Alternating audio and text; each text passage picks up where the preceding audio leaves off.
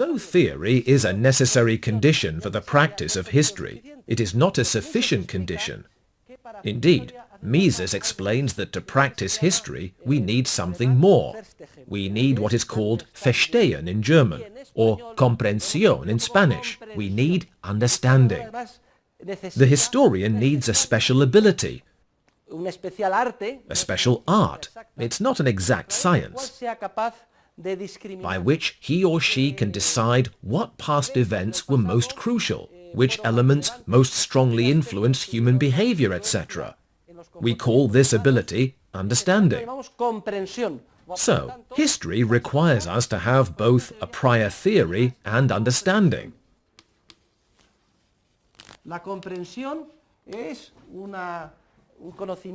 Understanding is a sort of knowledge historians gradually acquire with practice. It is knowledge about the importance of the different factors that influence human beings' behavior in all its richness, value judgments, etc. This explains why two historians who are equally well-educated, equally impartial, not biased by ideology, etc., and who share the same theory, may nevertheless present and interpret historical events differently. For it may be that they have a different understanding of the importance or weight of the specific factors which influenced each historical behavior they analyze. Understanding is like the wire that connects theory to events. In human action, I think Mises gives the example of Napoleon. One historian might say, when Napoleon decided to conquer Europe, he was motivated mainly by romantic ideals, by a desire to spread the principles of the French Revolution and of liberty throughout Europe. In contrast, another might say, no, it wasn't like that at all. In fact, he was a megalomaniac. He was a man driven by delusions of grandeur. And he may have had a complex because he was small. You know that when people are small, they usually have a complex. Anyway, that is what drove him to become a near-criminal. Notice there are two approaches. One historian believes a certain valuation prevailed, while the other believes Napoleon made a different value judgment, that he was paranoid, etc. And so the two arrive at different interpretations, even when their underlying theory is the same, and they analyze the same facts. Therefore, understanding is the bridge that allows us to apply pure formal theory to the extremely complex world of past events.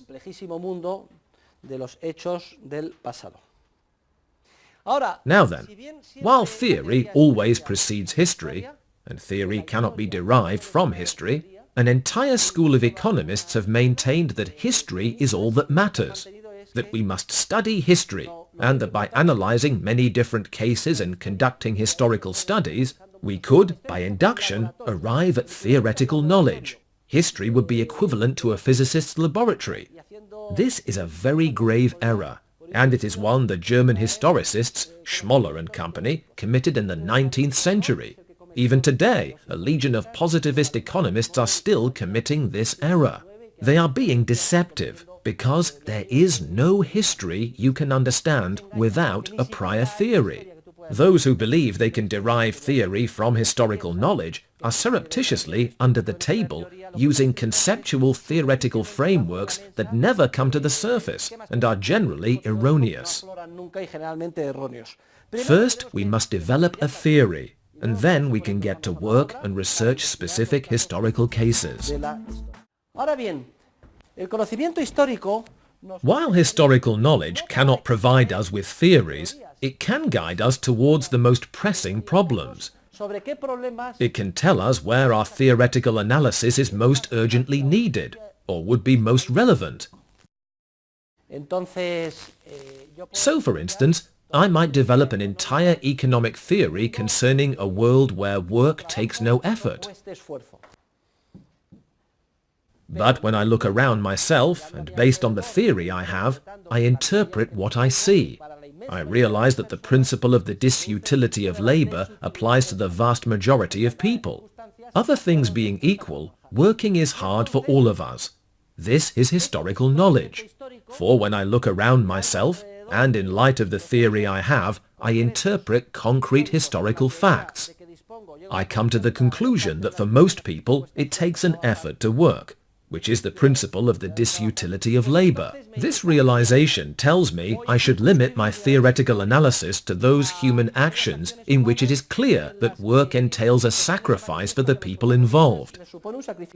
I become aware that, for practical purposes, this is what matters. So, the history I am already able to interpret, based on my prior theory, guides me to the most crucial problems, the ones that most urgently require study, from a theoretical standpoint. Or maybe I look around myself and think, this is terrible. Financial markets have fallen. Banks have failed. There is a major economic recession. I can see that, so I'm going to focus my theoretical analysis on economic cycles. We can't derive theory from history, but history can often somehow direct the researcher toward the most urgent or weighty problems, those most deserving of his or her attention. Now, it would also be possible for an armchair theorist, to use Mises's term, to think about something and raise analytical problems connected with issues that haven't yet arisen in history.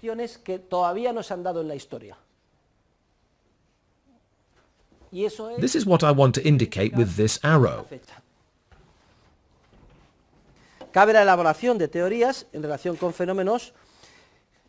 Theories can be formulated about phenomena that have not yet occurred,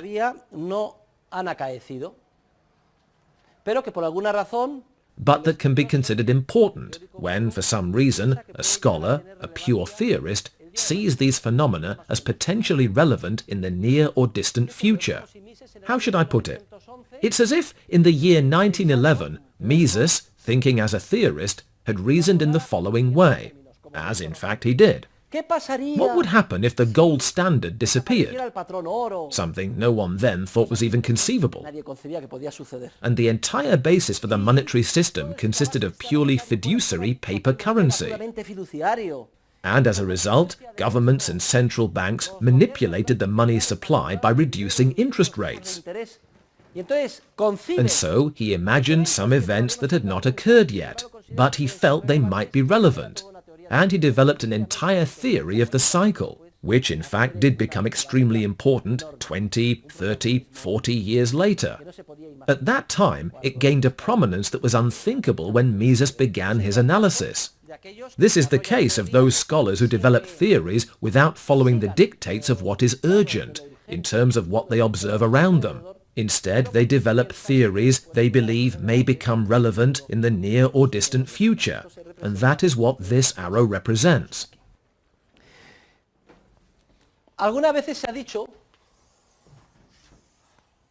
At times, it has been said that the combination of theoretical and historical knowledge gives rise to what is called applied economics. Theoretical economics applied to studies of history in order to interpret events. Besides applied economics, this combination is also sometimes known as political economy. In fact, I hold a chair in political economy. If you read my books, for example, Money, Bank Credit and Economic Cycles, you will find them full of historical illustrations, because I apply theory to interpret reality, without ever committing the error of thinking theoretical knowledge can be derived from reality, when it's the other way round. We must always have a prior theory if we are to interpret what happens around us. The method of political economy is an essentially aprioristic and deductive method. What do I mean when I say the method of political economy is aprioristic? That is what the pyramid on the right side of the blackboard represents. I mean that we construct our discipline in the following way. We always begin with an axiom, an irreducible assumption, which is represented by the vertex at the top. We've already discussed this in class. We've said that the starting point, the irreducible assumption, which leaves room for no other, in economic theory, is always the concept of human action. It is an irreducible assumption. It is self-evident.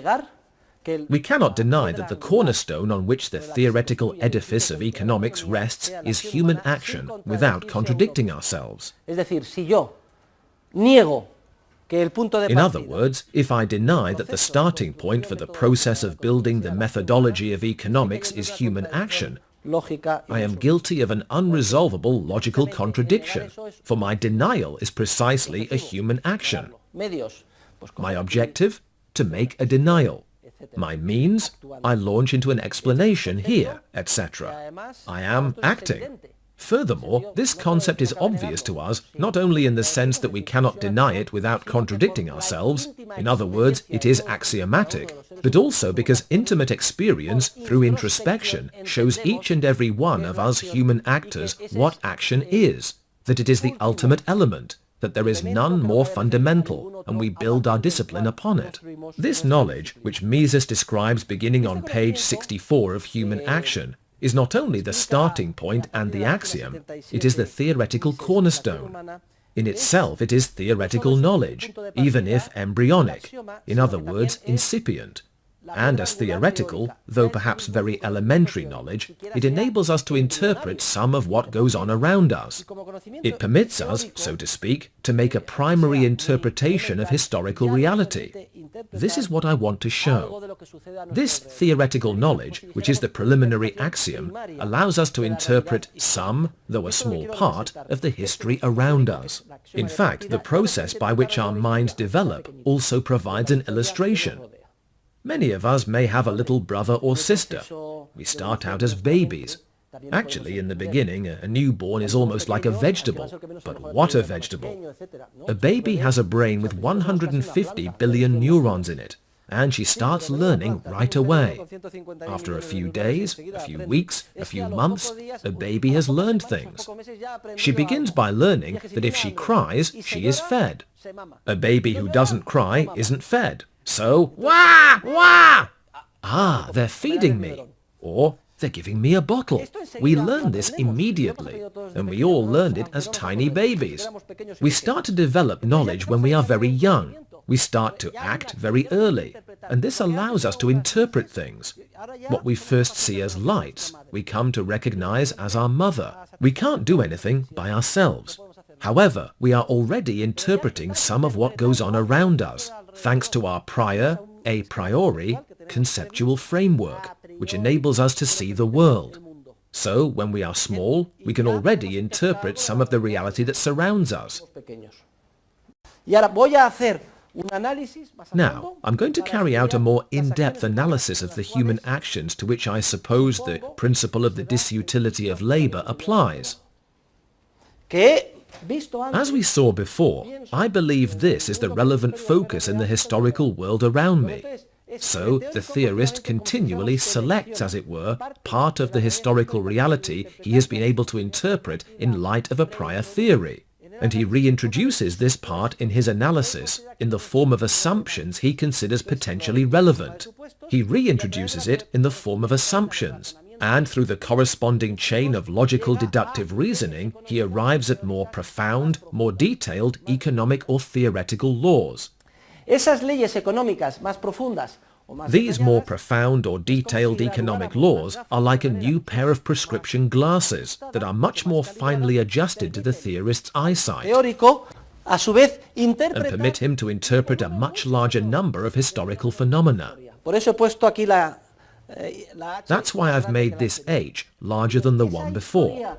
And from this history that surrounds the theorist, which his theory now enables him to interpret more broadly and in much greater detail, he can in turn select other assumptions he considers relevant and reintroduce them into the corresponding chain of logical deductive reasoning, to arrive at economic laws that are even broader and more profound, detailed and explanatory.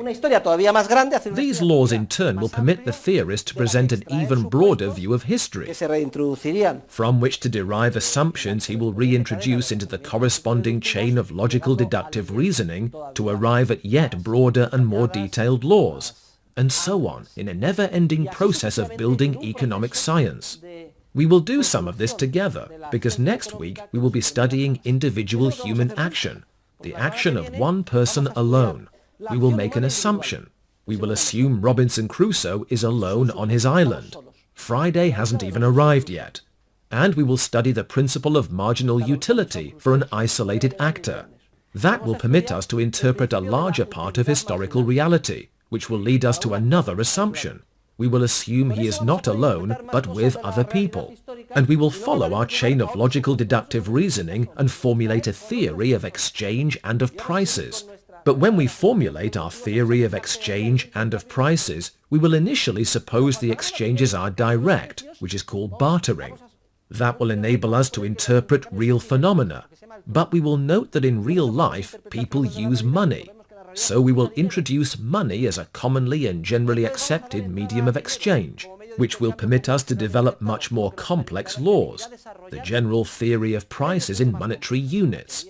But then, with the introduction of money, we will see that money can be public or private.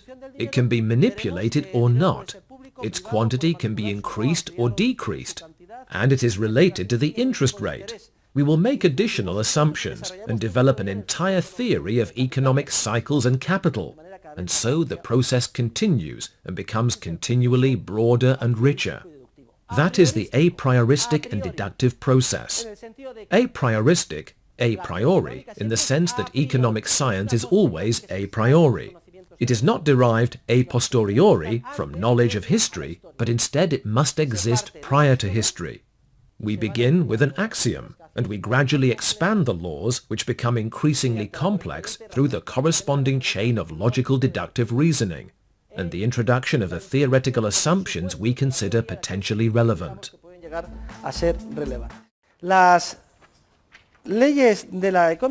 Economic laws are universally valid. They are apodictic, if you will.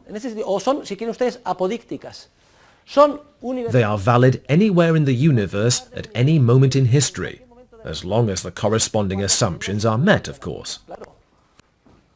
We cannot claim that certain economic laws held true in some historical circumstances, but not in others. No. The law that, other things being equal, any increase in demand tends to drive up the price is a universal law valid anywhere in the universe at any moment in history. However, that law contains an assumption, other things being equal. I may consider a historical event. I don't know. Maybe I see that in Ireland at a certain time in history, the demand for potatoes increased greatly. And I look at the price of potatoes, and it turns out the price of potatoes did not rise, but fell. Well, the economic law is universally valid. All things being equal, any increase in demand tends to drive up the price. But here I see a historical event that seems to contradict that. I see that the demand rose, but the price dropped. What's going on? Is the law faulty? No, the law came first, and it is universally valid. If I study a specific historical event, and I see that though demand increased, prices did not rise, but instead they fell, then the assumptions are not met in that historical event. What may have happened to cause prices to drop even though demand rose? For example, a good crop may have led to an increase in supply that was more than proportional to the increase in demand. We know the law is universally valid, so if a certain historical event seems to point to contradictory conclusions, it is not that the law is incorrect. Instead, the law will direct us as historians in our search for the historical phenomena that kept the assumptions from being met. So, remember, all economic theories are universally valid.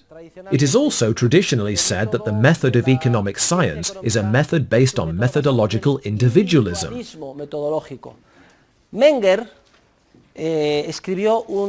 Menger wrote a methodological treatise called Investigations into the Method of the Social Sciences,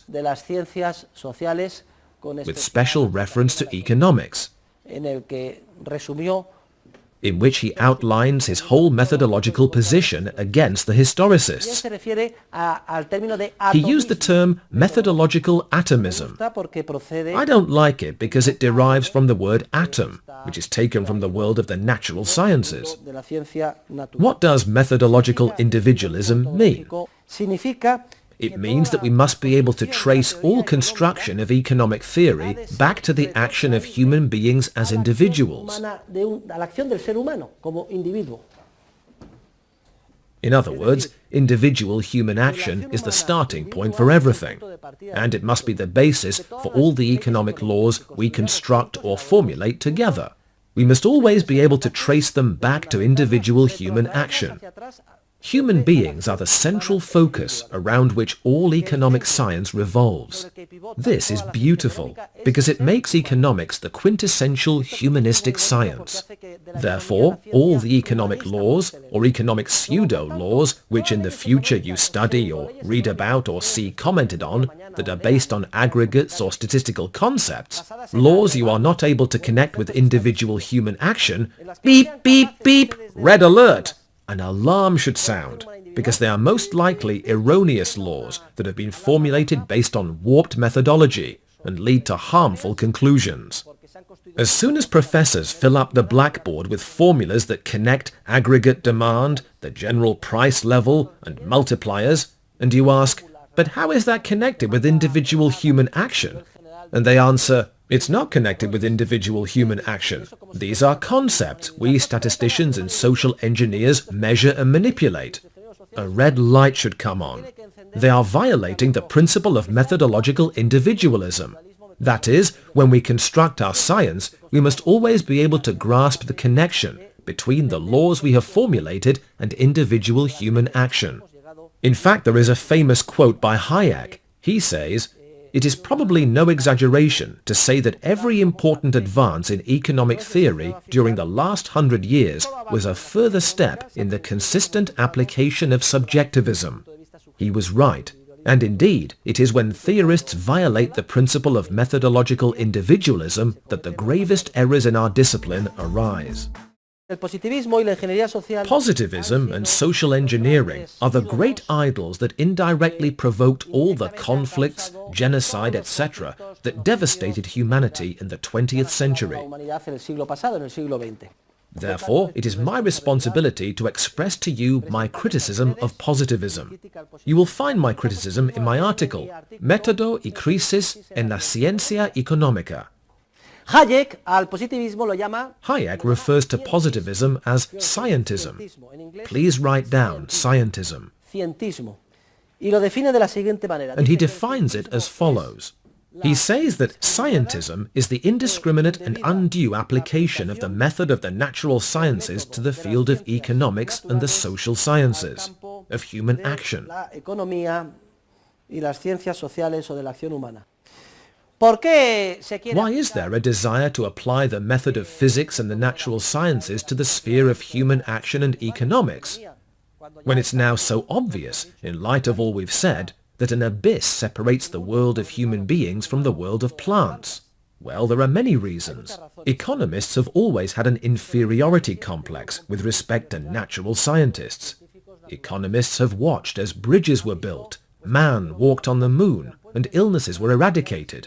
And it frustrates economists that they can't do the same. Be engineers of a sort, who with their knowledge and will, and with the power of the state, would solve every problem. So, dazzled by the illusion that copying the method of physicists would enable them to achieve the same results, economists insist on applying to their own field a method that is foreign to it, and the consequences for society are disastrous. Indeed, I repeat, all the conflicts, wars and genocide that have afflicted humanity, all you can imagine, have sprung from this methodological error. For ideas ultimately drive the world. Also, there is a social demand from citizens themselves who cry, "Papa State, solve my problems. From the time I'm born till they lay me in my grave, I want everything to be worked out for me." We rebel. We've talked about this in class already. We rebel against our own creative entrepreneurial nature. The uncertainty of the future makes us dizzy. We want guarantees, certainties, assurances. We turn our backs on our own nature. We demand and insist that social engineers sort out our lives. Notice what a vicious cycle that is. We rebel against our own nature. It's like when an organism has the most serious kind of disease an organism can have, when our immune system breaks down and our body's own defense system attacks our body. Such diseases are the most serious. Well, that also happens on a social level. We rebel against our creative nature, against the dizziness we feel at the uncertain future, and we demand someone organize our lives from above with coercive commands, which systematically conflicts with and ultimately destroys the process of social cooperation, as we will see in this course. Well, this has been a digression about the sociology of science, about why we again and again succumb to the crudest scientificism. According to Gregorio Marañón, who belonged to the Spanish Royal Academy, the appropriate term in Spanish is scientificismo, rather than scientismo. In my books I use scientismo. It's kind of a Hispanicized version of the word Hayek uses, scientism. Marañón defines scientificismo as both the belief that one has scientific expertise one does not have and the insistence on applying it. All who aspire to such an outrage are scientificistas, scientificists. Therefore, scientificism is the main manifestation of this positivism. Positivists defend what we will call methodological monism. Monism derives from the Greek monos, meaning single, alone. According to scientificists and positivists, there is only one scientific method, only one sole method, and it is applied equally, whether the field be physics, chemistry, the natural sciences, or the sciences of human action. They recognize no difference between human beings and bacteria, and therefore the same method that is applied in the laboratory to study a rock or a chemical compound, or to dissect a cadaver, must also be applied to human beings who act. That's what is called methodological monism. It collides with the proper perspective, which is based on methodological dualism, two radically different methods, one for the natural sciences and another for the social sciences. Not only do positivists and scientificists claim that there is no difference between the social and the natural sciences, and that the method used should be the same in both, but they also criticize axioms. They view all aprioristic axiomatic knowledge as metaphysics. Notice meta means beyond in Greek, so metaphysics means beyond physics. Positivists and scientificists see physics as the queen of the sciences, and because they consider it to be the quintessential science, they describe all axiomatic knowledge as metaphysics. In other words, unscientific, outside of science. I'm telling you this so you will be on your guard. Also, scientificists and positivists are generally determinists and materialists. Do you remember our pyramid, our hierarchical classification of orders? We talked about it yesterday or the day before yesterday. Well, scientificists and positivists believe that the simple orders determine the complex spiritual orders, that relationships flow from the bottom up, and not, as we were saying, from the top down. In fact, we criticized determinism. We said it could not be applied to itself, that the deterministic criterion could not be applied to determinists. If everything is determined, then your idea that everything is determined is itself determined, and therefore it lacks any scientific value. Furthermore, we said that the deterministic view is ultimately absurd, because we cannot possibly conceive of a world devoid of the principle of free will. How on earth could all our action be determined by nothing more than basic physical stimuli from the outside world? By what we have seen, by the light that has hit us, by what we have drunk, etc. I mention this because there is a battle raging here, a battle to the death. Either we are right or the others are right, and the implications for the process of social cooperation are very grave. Either it is true that human beings are like bacteria, that social engineers can manipulate society like Play-Doh, that one sole method, the same one, should be applied to physics, to technology, to engineering, as well as to society, and that the basic elements of the world of physics are what determine spiritual relationships and human action. Either the truth lies with that approach, or it lies with the correct approach, which I am explaining here, and which I defend.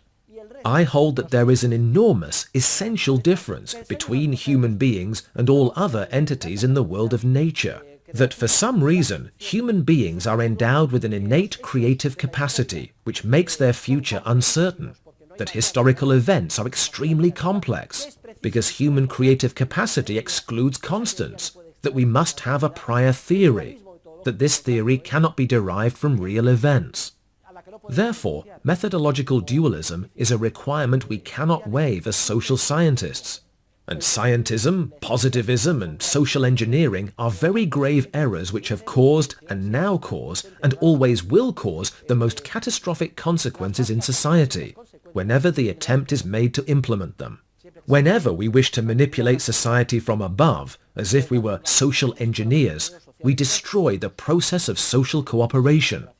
For the basic elements are not atoms, rocks, or organs, but precisely human beings endowed with an innate capacity for creativity. Karl Popper was an Austrian philosopher of science and a friend of Hayek's. Popper's thinking changed over time, and he passed away in 1994. I had the pleasure of meeting him and having some contact with him. To tell you the truth, though Popper is considered a great liberal, a great critic of positivism, we mustn't kid ourselves. The thing is, he attacked the most extreme positivists, but he remained a positivist himself. Popper never clearly grasped that the fundamental difference between the world of the social sciences and the world of the natural sciences calls for a different method.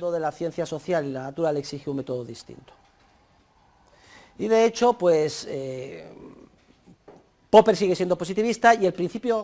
remained a positivist, and the principle that has gained acceptance among positivists and scientificists who seek a procedure for determining if their theoretical laws are valid or sound is a demarcation principle put forward by Popper. The principle can be explained as follows. The natural scientist begins with a hypothesis, something he believes may happen. Then he goes to the real world,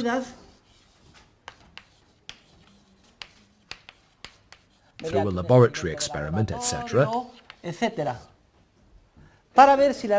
see if the real world is consistent with his hypothesis.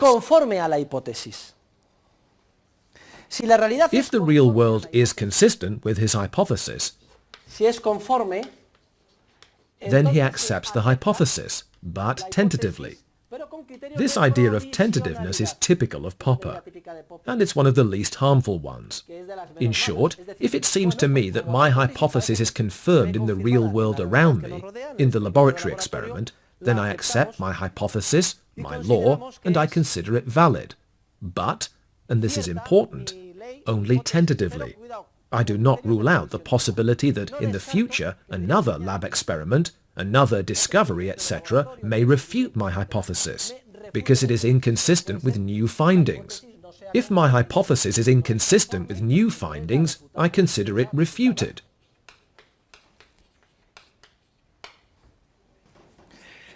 This possibility of consulting the real world to see if it is consistent with a hypothesis or instead refutes it is what methodologists call the falsifiability of a hypothesis. That's a mouthful, isn't it? If a hypothesis is falsifiable, then it is possible to look to real events to see if the hypothesis is consistent with reality. And if it is, then the hypothesis is accepted as valid, but only tentatively. If it is not consistent with reality, the hypothesis is not accepted. This is called the falsifiability criterion, and it is what would determine whether or not a hypothesis is scientific. Therefore, only falsifiable hypotheses, only hypotheses that can be tested in the real world to see if the real world validates them or not, are considered scientific. So, those hypotheses that are not falsifiable are considered unscientific. No son científicas. Y la falsification Falsification consists precisely of empirical testing. empírica. es decir, that is, of seeing if real events confirm the hypothesis or not. This is the criterion of scientific validity all positivists adopt. It is the demarcation criterion for determining which hypotheses are scientific, only the falsifiable ones according to Popper, and falsification consists of empirical testing. In other words, falsification involves consulting reality to see if it is consistent with the hypothesis or not. este es el Popper de los años. This is the Popper of the 1930s. Popper passed away at the end of the last century, at the age of 90, and as he grew older he became more and more Austrian. When he died, he was practically one of us. Era de los nuestros. Pero lo malo, Unfortunately, the seed he planted when he was young is the one that spread throughout the world, and the scientificists used it. This procedure is still given preeminence, and that is why I explain por it. eso lo explico. Bueno, pues lo que vamos a hacer ahora But es now we're going to criticize positivism. We're going to criticize this procedure, and we will begin by criticizing its application to the world of the natural sciences. We will see that this procedure makes no sense, even in the natural sciences. And next Tuesday, we'll find it a very easy task indeed to show it makes no sense in economics. faena de lo más facilona. Vamos a ver, So, our criticism of positivism is as follows. Positivists are guilty of two insoluble logical contradictions. primero, First, the criteria of verification or falsification, like the one I have just explained, are not verifiable or falsifiable in themselves.